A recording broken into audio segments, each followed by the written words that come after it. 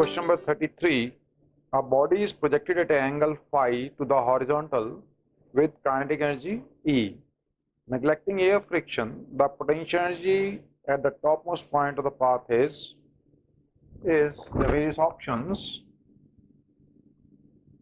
चलो यहाँ पर हम देखें, अगर u वेलोसिटी से एट एंगल थीटा बॉडी को प्रोजेक्ट किया गया है तो a पॉइंट पर जो काइनेटिक एनर्जी दी गई है वो हाफ एम यू स्क्वायर दी गई है और हाईएस्ट पॉइंट b पर यहाँ पर हमें पोटेंशियल एनर्जी निकालनी है।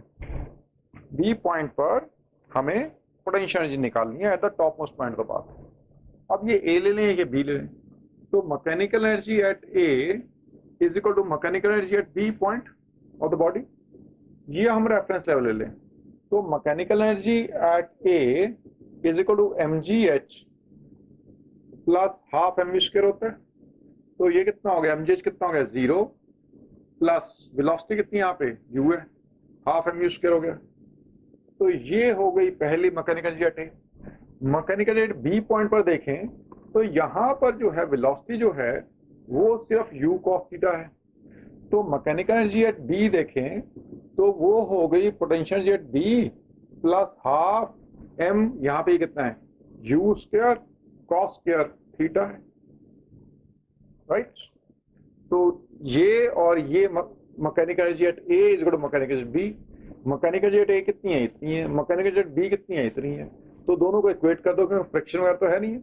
So it means half m u square is equal to potential energy at b plus half m u square cos square theta.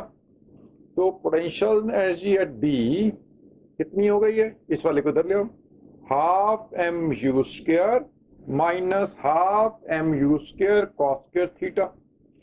Half m u square को common निकाल लो, ये कितना हो गया 1 माइनस cos स्क्वायर थीटा हो गया।